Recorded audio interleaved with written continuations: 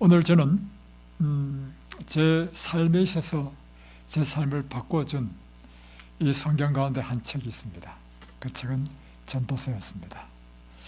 이 전도서를 통해서 인생의 중요한 진리를 배우는 시간을 좀 갖고자 합니다. 먼저 우리 전도서를 다 펴보겠습니다.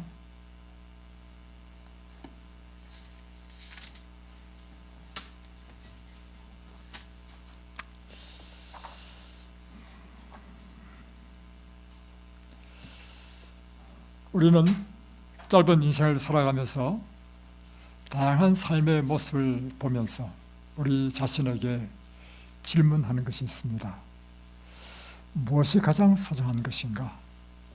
무엇이 가장 가치 있는 것인가? 어떻게 사는 것이 정말 잘 사는 것인가? 이런 질문들을 저는 젊었을 때 많이 했습니다. 제가 지금보다 더 젊었을 때 30대 그 당시 초반이었던 것 같습니다. 그때 여차여차하여 저희들이 천안으로 이사를 가게 되었습니다. 그때 저는 교회 집사였고 사업을 하고 있던 때였습니다. 제 사무실은 서울에 있었고 저희 집은 천안에 있었는데 천안중앙교회를 제가 우리 가족이 출석했습니다. 어느 날 담임 목사님이 이른 아침에 저희 집에 오셨습니다. 제 생일이라고 목사님이 특별히 축도를 해주시고 생일 선물을 주셨습니다.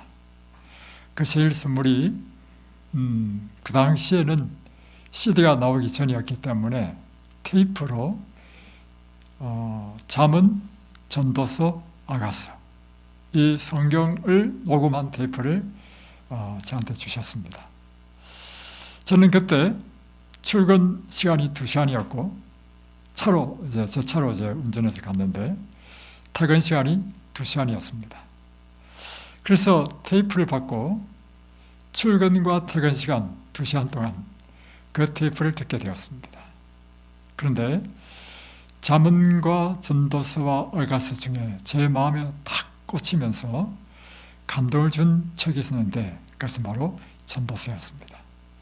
그때부터 잠언과 아가서는 듣지 않고 전도서만 계속 들었는데요. 얼마나 많이 들었는지 듣고 또 듣고 또 들었습니다. 나중에는요 테이프가 늘어나가지고 소리가 안 날 때까지 들었습니다.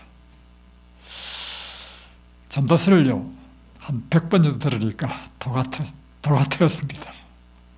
그곳에서 인생의 아주 중요한 진리를 발견했습니다. 그리고는 저는 이렇게 생각했습니다. 인생은 짧다. 그리고 우리가 헤아려 사는 모든 일은 다 헛되다. 그렇다면 내가 가장 가치 있는 일을 해야 되겠다. 그래서는요 저희들이 천안에서 다시금 서울 가까이 있는 남양주로 이사를 왔습니다. 목사님은 저에게 생일 선물을 주시고 좋은 집사 부부가 서울로 떠나버리게 된 것입니다. 저는 이 전도서를 통해서 제 인생에 참 귀중한 진리를 배우게 됐는데 저는 그 진리를 여러분과 함께 나누고 싶습니다. 전도서는 이렇게 시작되죠. 1장 1절에 보면 다윗의 아들 예루살렘 왕 전도자의 말씀이니라. 예.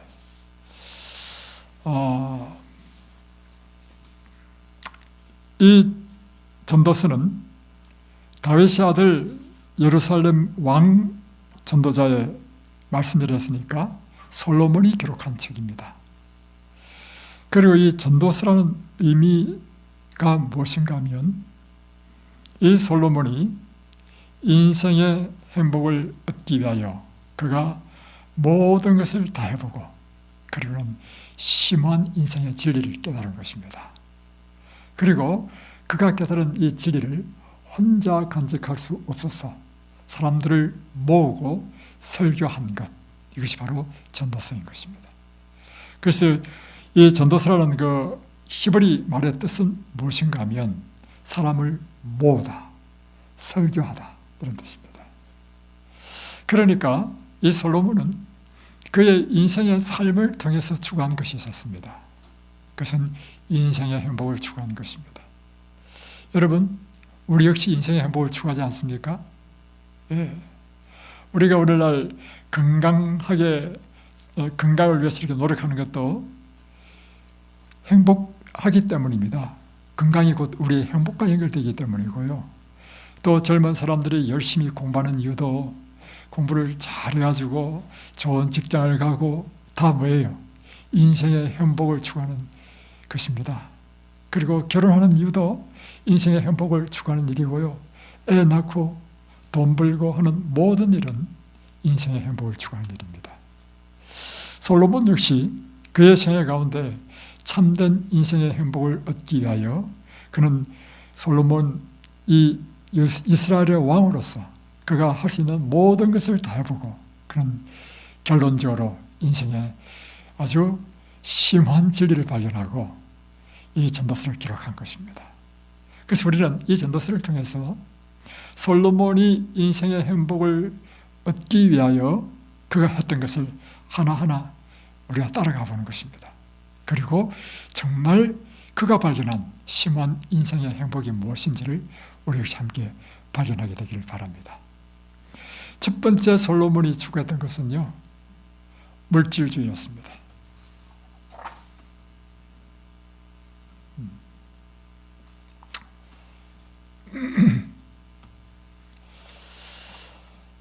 여러분, 재물은 우리 모두가 다 좋아하는 것이 아닙니까? 그리고 많은 사람들이 이렇게 생각합니다. 돈이 많으면 우리 인생이 행복해질 거라고 생각합니다. 일견 맞는 말입니다.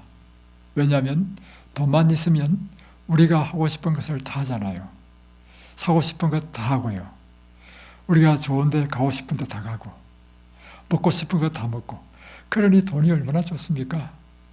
그러니 여러분 어떻게 생각하느냐면 사람들은 돈이 많으면 곧 행복해진다 이렇게 생각하는 것입니다. 맞죠? 그래서 오늘도 여러분의 남편들은 또 요즘은 뭐 다 여자들도 일을 하니까 모든 사람이 맞벌이 부부 해가면서까지도 돈 버는 것입니다. 예. 돈이 있으면 뭐든지 다 할 수 있으니까. 솔로몬 역시 그의 인생의 행복을 재물에 있다고 생각했습니다. 그래서 그의 생애를 재물을 축적하는 데 힘을 쓴 것이죠. 전도서 9장 14절에 보면 참 재미있는 이야기가 나오는데 이런 이야기가 나옵니다.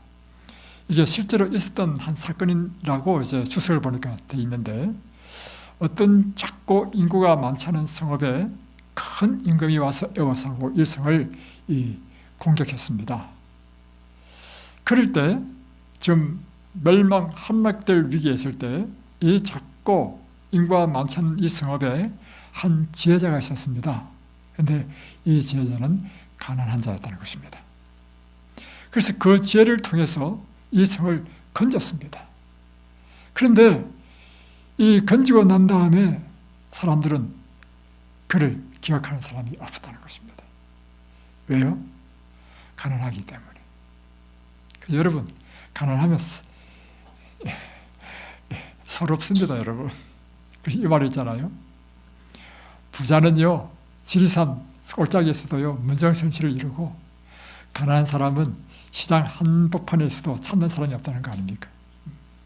그러니 뭐니 해도 무엇이 최고다? 머리가 최고다, 그래요. 솔로몬 역시 그의 행복을, 이 재물을 축적하는데 행복을 추구했습니다. 그리고 솔로몬처럼 인류 역사상 그렇게 화려한 삶을 살고 많은 재물을 모은 사람도 드물 것입니다. 열왕기상에 보면 10장 14절로 15절을 보면 솔로몬의 부귀영화를 이렇게 설명하고 있습니다. 솔로몬이 1년에 받는 세입금의 중수가 금 666달란트. 이거를 오늘날 돈으로 환산을 해봤습니다. 환산을 해보니까 666달란트는 1달란트가 34.2kg이기 때문에 22,777kg이고, 다음에 1kg의 금 시세가 한 8천만 원 넘습니다. 그러니까 이게요 2조가 넘어. 매년 들어오는 수입이 2조야. 엄청나죠? 그 외에 상고와 무역하는 객상과 아라비아 왕들과 나라의 방백들에게서도 여러 이런 조공을 받았습니다. 솔로몬이 얼마나 부경화를 누렸는가. 그가 하루분의 식량은 가는 밀가루가 30석이요 굵은 밀가루가 60석이었습니다. 하루 먹는 음식이 총 90석의 밀가루를 먹었다. 이 말은 무엇을 의미하죠? 그와 함께한 식솔들이 엄청 많았다는 것입니다. 그게 그의 부귀의 하나의 표가 되지 않겠습니까? 소는 하루 먹은 소가 30마리를 잡았고 양은 100마리를 잡았고 수사슴, 노루, 암사슴, 살찐 새. 이 전도서 2장 22절에 이렇게 그가 한 결과, 그가 내리는 결론은 이렇게 결론을 내립니다. 사람이 해 아래서 수고하는 모든 수고와 마음에 애쓰는 것으로 소득이 무엇이랴. 일평생에 근심하며 수고하는 것이 슬픔뿐이라. 이렇게 해봤는데 그 결론이 무엇인가 하면 이게 재물이 많으니까 근심도 더 많아지고 일도 더 많아지더라는 것입니다. 그래서 이런 말 들어보셨나요? 천석꾼은 천가지 걱정, 만석꾼은 만가지 걱정이라는 말이 있습니다. 그래서 이 재물이 많으면 많을수록 일평생 근심과 수고가 더 많아지더라 하는 것이죠. 그래서 전도서 5장에는 그가 이렇게 고백합니다. 은을 사랑하는 자는 은으로 만족함이 없고 풍부를 사랑하는 자는 소득으로 만족함이 없나니 이것도 헛되도다. 여러분, 재물이요 우리에게 주지 못하는 것이 있습니다. 아무리 재물이 많아도 우리에게 주지 못하는 게 뭔지 아십니까? 마음의 평안입니다. 마음의 만족. 결국에는요, 사람은 무엇이 채워져야 되느냐면 우리 마음의 만족이 채워져야 되는 것입니다. 이것은 결코 재물로 채울 수 없다는 것입니다. 그래서 우리 심령에 행복감을 주지 못한다는 것입니다. 전도서 5장 15절에 보면 저가 모태에서 발받고 나왔은즉 그 나온 대로 돌아가고 수고하여 얻은 것을 아무것도 손에 가지고 가지 못하리니 이것도 패단이라. 그렇죠. 우리가 빈손으로 왔다가 빈손으로 가는 게 아니겠어요? 그래서 마치 우리는 바람을 잡으려는 수고, 우리 일생의 모든 수고가 마치 바람을 잡으려는 수고와 같다는 것입니다. 그래서 저에게 무엇이 유익하랴? 우리가 꼭 기억해야 될 것이 있는데요, 우리가 돌아갈 때는 빈손으로 간다는 것입니다. 여러분이 재물이 많으면요, 돌아가기 전에 선을 많이 베푸십시오.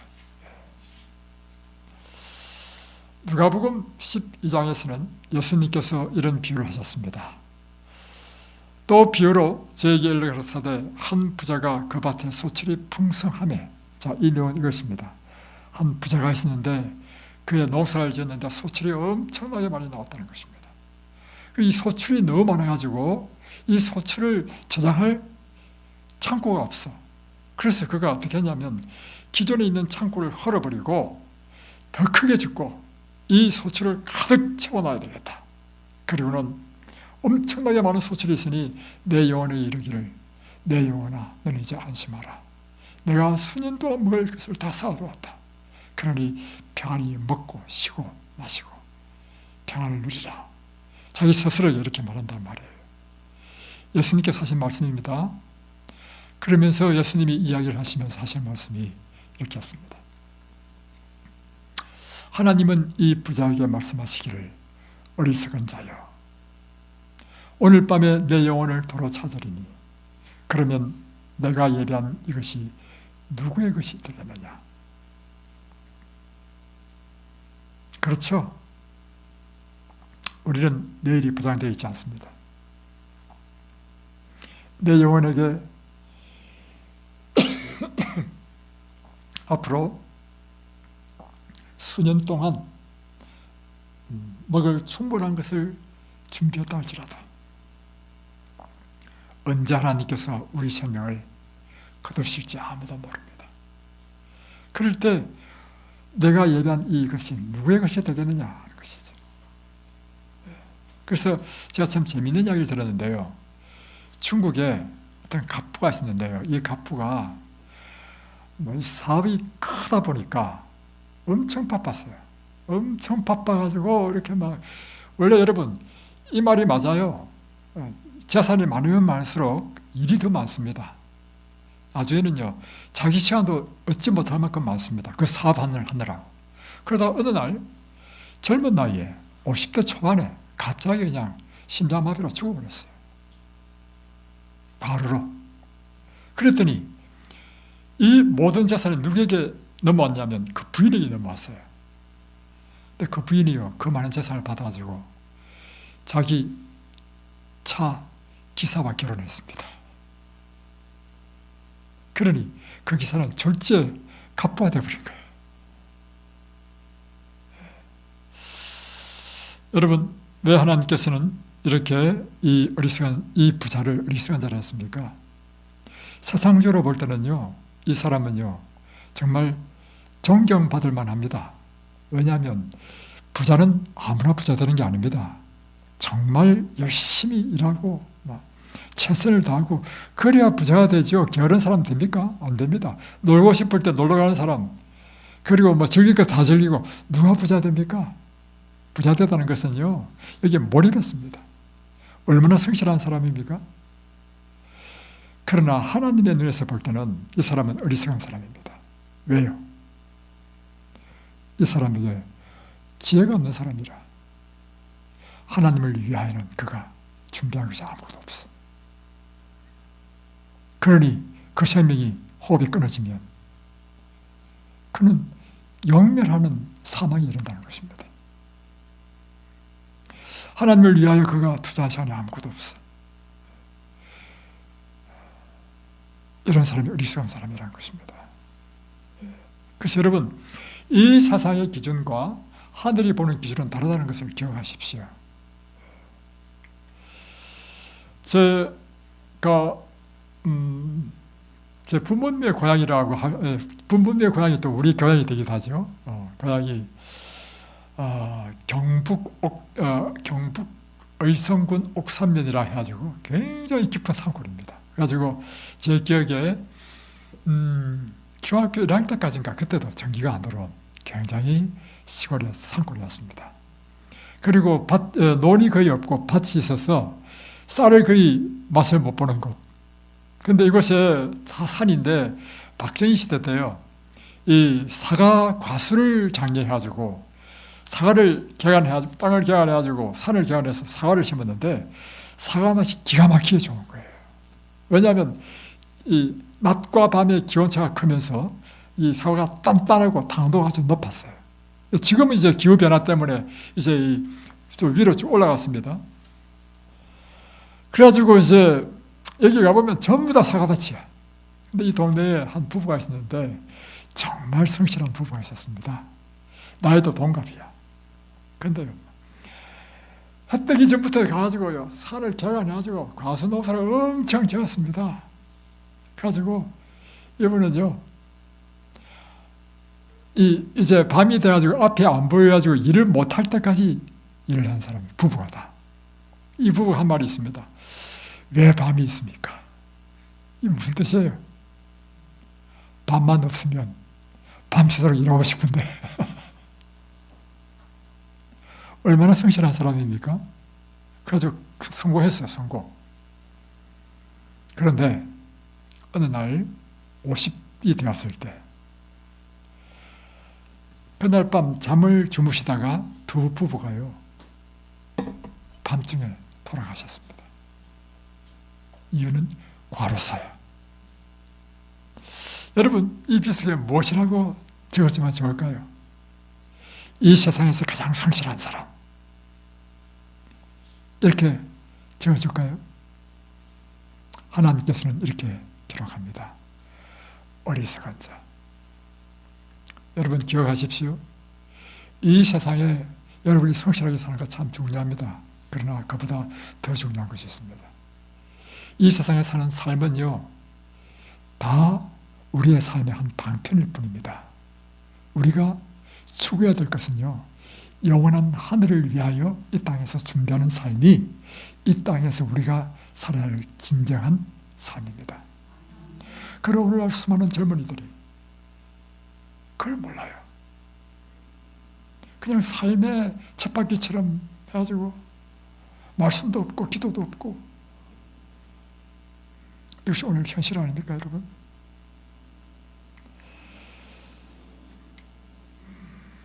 제가 젊었을 때 이제 30대 사업을 했습니다. 사업했는데 사업이 참 하나님께서 축복해 주셔서 사업이 참 잘 됐습니다. 그래가지고 일이 얼마나 많이 몰려 들어오냐면 잠을 자지 못할 만큼 일을 했습니다. 그래서 직원 채용하고 아르바이트생까지 채용하고, 그래가지고 그런데도 불구하고 일을 다 못해서 제가 밤마다 12시 이전에 자지도 못하고 12시 넘을 때까지 일을 하고 그렇게 했습니다. 그렇게 한 달 정도 딱 하니까요, 사람이 이제 녹초되고 막. 어느 날 밤중에 일을 하는데요, 갑자기 하나님께서 제 머릿속에 영감을 팍 주시는 거예요.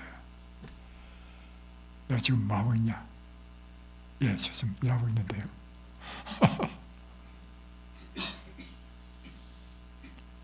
너 어리석은 자 되지 마. 얼마나 제 마음에 감동을 주는지. 여러분, 우리 더 중요한 것이 있습니다. 그것은 하늘을 위하여 준비하는 삶이 되어야 된다는 것입니다. 그래서 우리는요, 정말 지혜로운 사람은요, 우리가 더 벌 수 있어.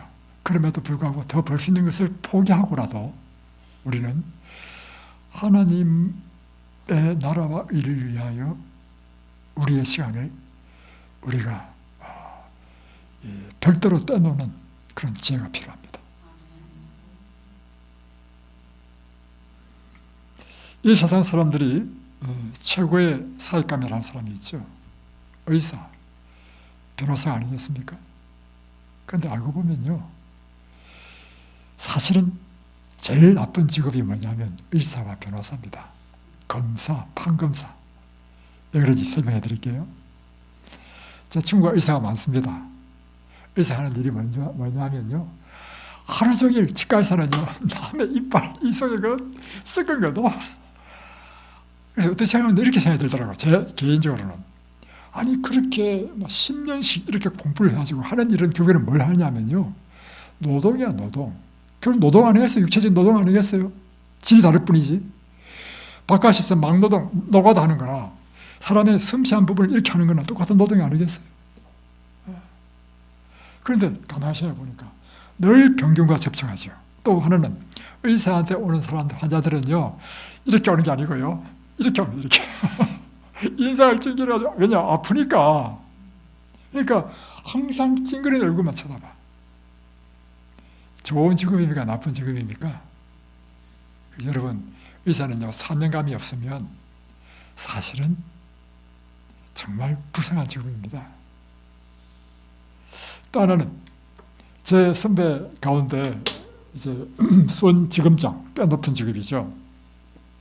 계신 분이 계셔가지고 제가 대학교 다닐 때 선배를 찾아가지고 이제 기부받으려고 갔단 말이에요. 가니까 막 권사한테 데리고 가지고 식사도 대접하고 해줬어요. 근데 이분이 이제 이야기 중에 하는 이야기가 뭐냐면 이런 이야기였습니다. 노상 만나는 게 죄인만 만나다 보니까 길거리에 갈 때 사람 보면 저 사람은 무슨 죄를 졌을까?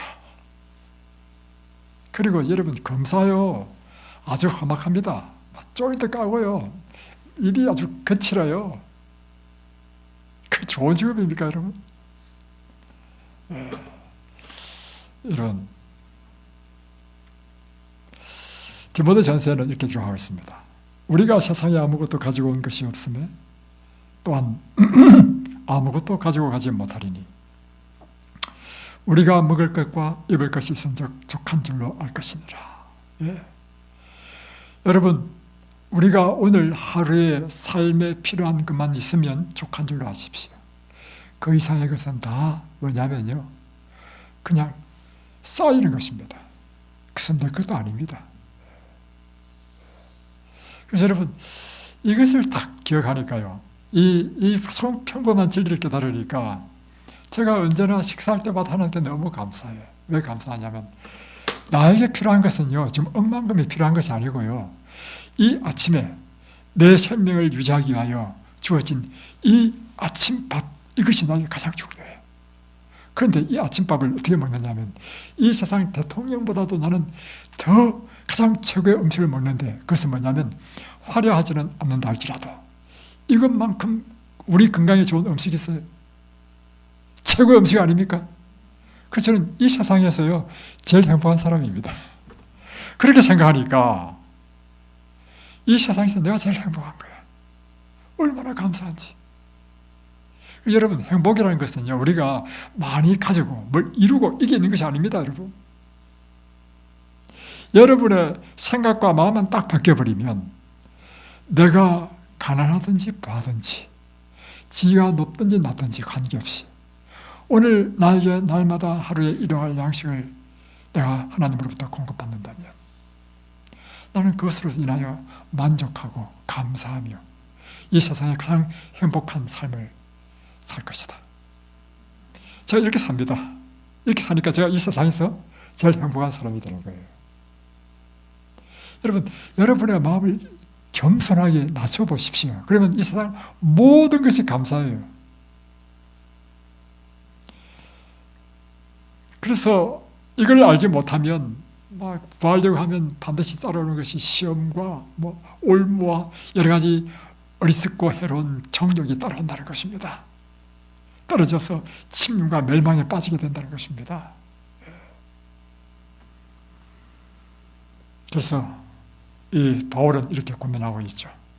내가 이 세대의 부한자들을 명하여 마음을 높이지 말고 정함이 없는 재물에 소망을 두지 말고 오직 우리에게 모든 것을 후히 주사 누리게 하시는 하나님께 내 마음을 두라. 선한 일을 행하고 선한 사업에 부하고 나눠주기를 좋아하며 동정하는 자가 되게 하라. 이것이 장래에 자기를 위하여 좋은 틀을 쌓아 참된 생명을 취하는 것이니라.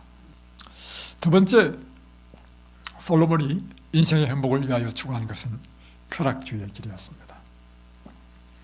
여러분, 쾌락이란 도파민이 나와가지고요, 우리를 실제적으로 생리적으로 우리에게 쾌감을 주는 것입니다. 그래서 사람들이 중독에 빠지게 되는 이유도 뭐냐면 그것이 우리에게 쾌락을 주기 때문입니다. 그래서 사람들이 이 쾌락을 추구하게 되죠. 즐거움을 주고 기쁨을 주니까. 그래서 인생이란 짧은 것, 한번 가면 다시 오지 못하는 것, 노세 젊어서 노세, 늙어지면 놀고 싶어도 못 논다니. 노래도 있어요. 노래도. 그렇죠? 그래서 사람들이 이 쾌락주의에서 인생의 행복을 찾으려 하는 것처럼 솔로몬 역시 이 쾌락주의에서 인생의 행복을 추구했습니다. 보십시오. 전도서 2장 3절에 보면 내 마음에 궁구하기를 내가 어떻게 하여야 내 마음의 지혜로 다스림을 받으면서 술로 내 육신을 즐겁게 할까? 어떤 것이 쾌락인지 알까 하여 은과 금과 왕들의 보배와 노래하는 남녀와 인생들의 기뻐하는 처와 첩들을 많이 두어놓으라. 그러니까 솔로몬은 술도 마시고요, 술 마시면 이 도파민이 나오잖아요. 쾌락을 위해서 술도 마시고 처와 첩을 두고, 또 노래가 굉장한 엄청난 도파민을 나오게 합니다. 아주 굉장히 매력적인 것이 노래죠. 그러니까 노래 부르는 사람을 하죠. 노래도 듣고. 그래서 그가 고백한 것은 무엇이든지 쾌락을 위한 것이라면 내 눈이 원하는 것을 내가 금하지 아니하였다. 그 후에 번쩍 내 손으로 한 모든 일과 수고한 모든 수고가 다 헛되어 마치 바람을 잡으려는 것이며 혀 아래서 무익한 것이로다. 그가 깨달은 것은 뭐냐면 이 쾌락이 궁극적으로 인생을 행복하게 해주지 못한다는 사실을 깨달은 것입니다. 그렇죠? 쾌락으로는 이 쾌락의 욕구를 만족시킬 수 없다는 것입니다. 쾌락이 끝나면요, 더 깊은 허무와 더 깊은 이 우울증을 느끼게 된다는 것입니다. 그리고 쾌락이라는 것은요, 마치 좀비라고 같아서 점점 더 많이 차야 돼. 그래서 중독에 빠지게 된다는 것입니다. 그 중독은 결국에는 사람을 망쳐버리는 것이죠. 솔로몬은 그의 젊음을 이 쾌락으로 낭비했습니다. 그래서 얼마나 많은 처와첩을 두었는지 이방의 여인들을 다 그의 아내로 쳐들어두었습니다. 그 결과 어떻게 됐습니까? 그 쾌락의 결과 그는 그의 젊음을 다 탕진하고 낭비해버렸습니다. 심지어 하나님을 떠나게 되었습니다. 하나님의 성전에 처와 첩을 즐겁게 해주기 위해서 우상을 세우는 그런 죄를 저질렀단 말이에요. 그래서 솔로몬이 나중에 결국에는 구원을 받았는데 어떻게 표현되냐면 거의 불에 다 타버릴 걸 하나님께서 억지로 꺼내가지고 불에 거슬린 나무처럼 구원받은 자가 솔로몬이라는 것입니다. 이제 솔로몬은 또 다른 인생의 행복을 위하여 지성주의의 길을 또 추구했습니다. 이건 좀 차원이 좀 다르죠. 고상한 것 아닙니까? 아는 것은요, 우리가 지식을 추구하는 것 굉장히 매력적입니다. 제가 대학에서 공부를 할 때 만약에 우리 부모님이 재력이 있어가지고 뒷받침만 된다면 저는 정말 계속 공부하고 싶었습니다. 왜냐하면요, 학문에는요 굉장한 매력이 있어요. 학문에는요 이건 희열이 있어요. 희열. 그런데 어색하게도 저희 부모님은 가난하신 분이 돼가지고 저는 빨리 졸업을 해야 돼. 솔로몬이요 바로 이 지성의 그 놀라운 매력에 들어간 것입니다. 그래서 그가 참 많이 공부했습니다. 그래서 그가 이렇게 기록하고 있죠. 내가 마음 가운데 이르기를 내가 큰 지혜를 많이 얻었으므로 나보다 먼저 예루살렘에 있던 자보다 낫다 했나니 곧 내 마음이 지혜와 지식을 많이 만나보았습니다. 그러니까 지식과 지혜를 얻기 위하여 그가 하신 대로 다 했다는 것입니다. 그래서 솔로몬이 자문을 3000개 기록했고 노래는 1005개를 작곡했습니다. 그리고 초목을 논할진대 그 우슬초로부터 큰 백향목 이르기까지 짐승에 대하여 논할진대 물속 깊은 곳에서부터 공기가 나는 새까지 그가 모든 지식을 다 알게 되었다는 것입니다. 그런데 그 결과가 무엇인가? 마음을 다하여 지혜를 써서 모든 일을 궁구하여 살핀 즉 이건 역시 괴로운 일이었다 하는 것입니다. 여러 책을 짓는 것은 끝이 없고 많이 공부하는 것은 몸을 피곤케 하느니라. 제 처남이 있는데요, 제 처남이 공부하기를 참 좋아했습니다. 그래서요 제 처남은 박사가 2개인가 3개가 됩니다. 한국에서 박사 받고 미국에 또 가가지고 미국에서 또 박사 받으셨어. 근데 제가 볼 때는요 좀 안타깝더라고요. 왜냐하면 그 공부한다고요 우리 처남이 병이 가지고 수술도 하고 척추인가 뭐 디스크인가 수술도 하고 고생 많이 했어. 또 역류성 식도염이 걸려가지고 바로 눕지도 못하고 비스듬히 있어야 되고 공부하는 게 그 보통 힘든 일이 아닙니다. 저는 학사로 있습니다. 나는 이것이 너무너무 만족스럽습니다. 지혜가 많으면 번뇌도 많으니 지식을 더하는 자는 근심을 더하느니라. 이 이태리의 한 대학에 이렇게 기록되어 있다는데 그 정문에 이 설립자가 쓴 그 표가 있는데 그리고 그 다음에는 하는 글이 기록되어 있습니다.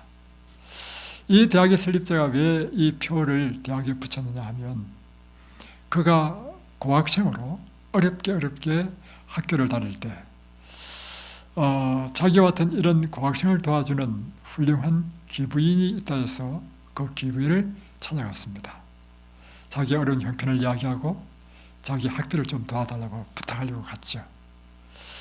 그랬더니 기부인이 묻죠. 당연히 무슨 과목을 무슨 과를 전공하고 있나. 예, 제가 법학을 하고 있습니다. 이 법학을 졸업해서 뭐 하려고 하지?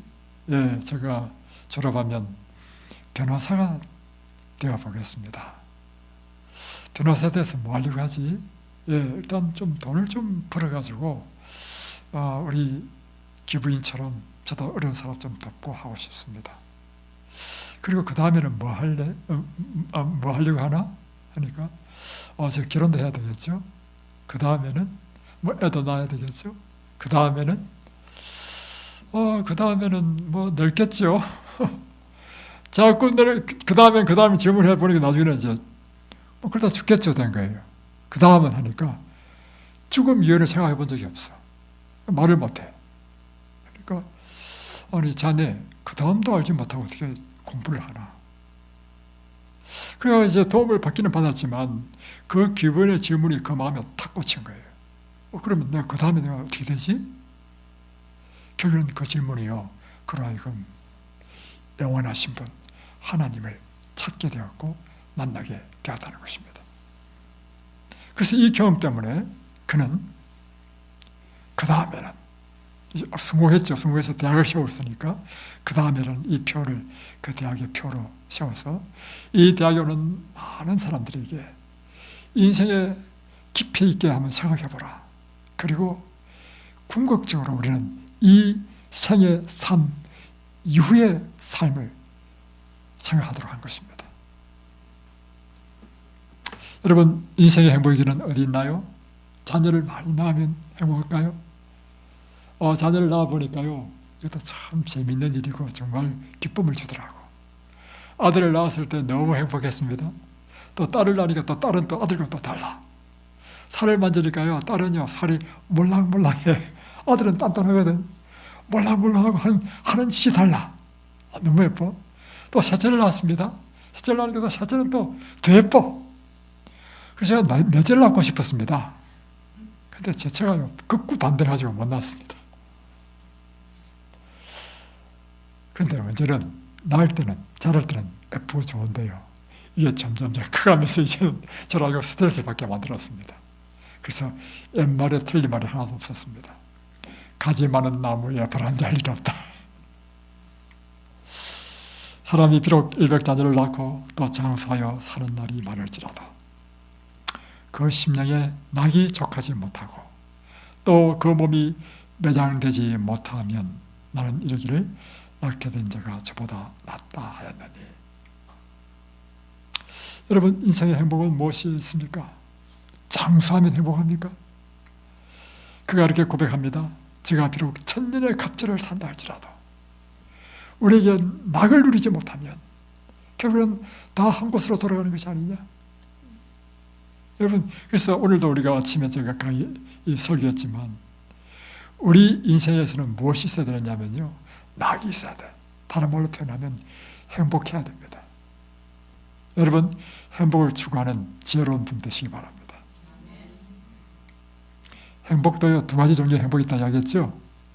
첫 번째는 육적인 행복이 있고요, 두 번째는 영적인 행복이 있습니다.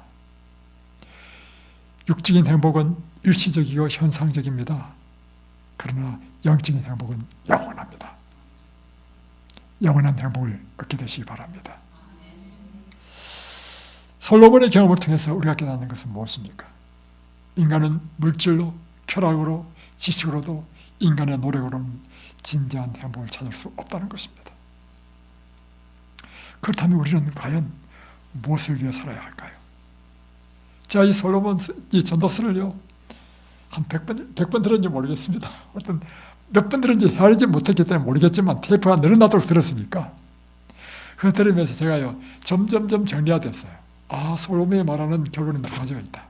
첫 번째 결론은 무엇인가 하면 우리 인생이 이 땅에서 살 동안에 우리가 추구해야 될 행복인 이것이고, 두 번째는 이것은 유한하다는 것입니다. 두 번째는 우리에게 영원한 행복을 주는 것을 추구하라. 이 두 가지 결론이라는 사실을 깨닫게 되었습니다. 먼저 첫 번째 결론부터 보겠습니다. 첫째는 인생에 살아가는 날 동안에 누릴 복에 대한 것입니다. 이게 쭉 읽다 보면요, 어디가 결론이냐면 전도서 9장입니다. 자, 너는 가서 기쁨으로 내 신부를 맞고 즐거운 마음으로 내 포도주를 마실지어다. 이는 하나님이 내 하는 일을 벌써 기쁘게 받으셨음이니라. 재물을 쌓고 뭐 쾌락을 추구하고 하지만 궁극적으로 보니까 우리 인생의 행복이란 아주 단순한 것이라는 것입니다. 그것은 우리가 먹고 즐기는 이 즐거움을 누리는 것, 아주 평범하고 단순한 이것이 우리 진지한 인생의 행복이라는 것입니다. 내 의복을 항상 희귀하며 이 땅에 살 때 내 의복을 희귀한다는 의미가 무엇인가? 내 머리에 향기름을 거치지 않게 할 것이니 이게 무슨 뜻인가? 다시 말하면 이 땅에 살 때요, 멋을 부리며 좀 살아라는 것입니다. 인생을 너무 꾸질꾸질하게 살지 말라는 것입니다. 야, 이게 솔로몬이 우리에게 주는 지혜입니다. 그래서 우리가 무슨 뭐 명품을 입고 이렇게 하라는 말은 아닙니다, 여러분. 다시 말하면 언제나 우리 자신이 우리에게 만족을 줄 수 있는 깔끔하고, 내가 볼 때, 내 눈에 볼 때 예쁘고, 그렇게 우리 자신을 잘 가꾸며 살아라. 다음에 전도서 9장 9절에 보면 내 헛된 평생의 모든 날, 곧 하나님이 해 아래서 내게 주신 모든 헛된 날에 사랑하는 아내와 함께 즐겁게 살지어다. 이는 내가 일평생의 해 아래서 수고하고 얻는 분복이니라. 결국에는요, 솔로몬은 이야기합니다. 이 한평생 사는 날 동안에 최고의 행복은 먹고 마시는 즐거움을 누리고 또 인생을 아름답게 살고, 그리고 이 헛된 날에 내가 낙을 누리겠는데 하나님께서 내게 주신 이 배우자와 함께 행복하게 살아라.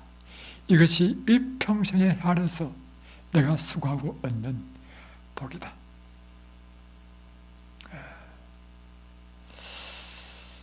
그러면서 이야기합니다. 무릇 내 손이 일을 다하는 대로 힘을 다하여 할지어다. 내가 장차 들어갈 은배는 일도 없고 계획도 없고 지식도 없고 지혜도 없습니다. 그러니까 우리가 살아있는 날 동안 우리가 할 수 있는 최선을 다하고 열심히 해서 그 수입으로 먹고 마시고 또 내가 주신 하나님의 그 배우자와 함께 이루는 그 가정에 단란하고 행복하게 살아. 이것이 이 땅에 살면서 우리가 누릴 복이라는 것입니다. 제가 그래서 여러분에게 다시 한번 결혼 생활을 새롭게 좀 하고 싶습니다. 왜냐하면 많은 사람이요, 첫 만날 때는 눈이 맞아가지고 죽고 살고 살지 엄청나게 서로 좋아하다가 세월이 점점점 지나면요, 마음이 다 변심해가지고 나중에 원수되는 사람도 많아. 그래서 여러분, 다시금 초심으로 여러분을 돌리겠습니다. 여러분이 처음 배우자를 만났을 때 뛰던 그 가슴으로 돌아가는 것입니다. 자, 여러분에게 묻습니다. 그대는, 물론 이 중에 사별하신 분들이 계시죠? 그분에게는 죄송하지만 아직 사별하지 않은 분들을 위해서. 자, 저를 보십시오, 지사님. 저를 보시고, 그대는 하나님께서 그대에게 짝지어진 대피를 젊었을 뿐만 아니라 늙고 나이 들고 검은머리가 팥뿌리가 될 때까지 일평생 그를 사랑하고 아끼며 사시겠습니까? 대답을 못해요. 오늘 설교할 때 분명히 지사님 대답 안 하실 것이다 했는데 딱 대답 안 하시네. 다시 한번, 그렇게 하시겠습니까? 이것이 여러분이 이곳에서요 해결돼야 됩니다. 그리고 여러분, 사람들 생각합니다. 그가 잘못이다.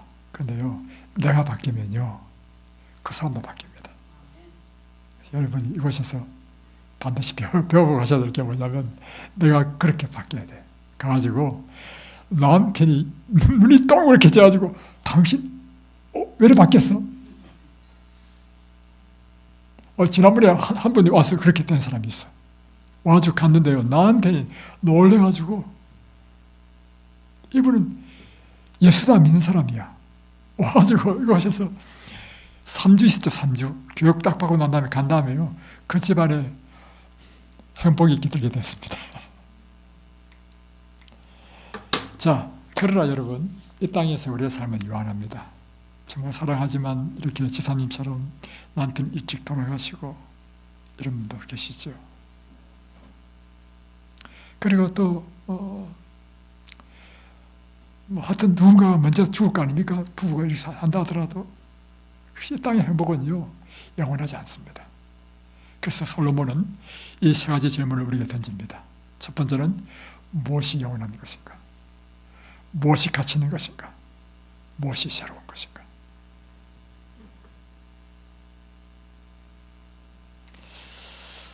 전도서 1장 4절에는요, 우리가 굉장히 중요한 말씀, 영감의 말씀을 주시는데, 한 세대는 가고 한 세대는 오되 땅은 영원히 있도다. 다시 말하면 우리 이전에 수많은 세대가 이 땅에 태어났죠. 다 죽었죠. 그리고 나는 또 이 세대에 또 태어났죠. 우리 이후에 또 수없이 세대가 또 태어나죠. 예, 세대는 오고 가고 하지만 이 땅은 영원히 있도다.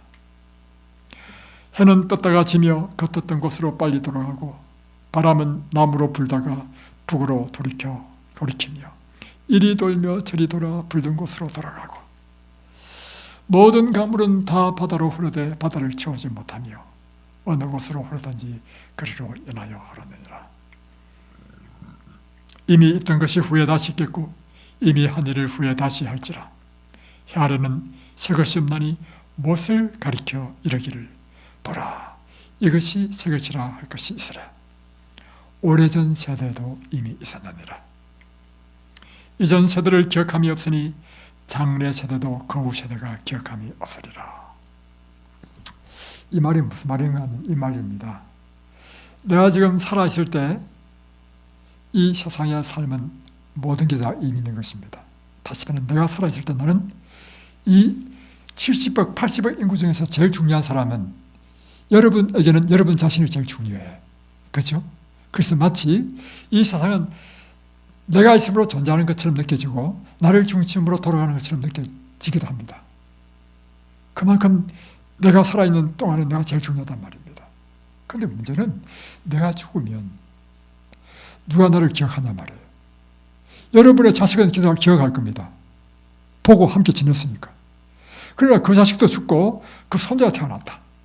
또 손자도 있고 그 손자가 태어났다. 그 손자는 여러분을 한 번도 본 적이 없습니다. 그 이후 세대는요, 여러분, 우리를 기억해 준 사람이 있습니까? 아무도 없어요. 우리 역시 지나간 6,000년 동안 수많은 사람이 이 땅에 태어났지만 기억할 사람 없어요. 그렇게 우리 자신의 존재가 그렇게 된다는 것입니다. 알고 보면 이것이 우리 인생이라면 사실 허무한 것이에요. 그래서 우리가 추구하는 것이 뭐냐면 영원한 것이 무엇이냐. 그래서 우리 마음에 주신 것이 뭐냐면요, 영원을 사모하는 마음을 주신 것입니다. 그래서 솔로몬은 영원한 것이 가치가 있는데 과연 무엇이 영원한 것인가 하고 우리에게 질문하는 것입니다. 영원한 것이 세 가지가 있습니다. 무엇이 영원하죠? 하나님이 영원합니다. 또 두 번째는요, 하나님이 영원하시기 때문에 하나님의 말씀이 영원합니다. 또 세 번째는요, 이게 중요한데요, 하나님의 성도, 하나님의 백성이 하나님이 영원하신 것처럼, 그분의 말씀이 영원하신 것처럼 하나님의 뜻을 향하는 자가 또한 영원하게 될 것이라는 것입니다.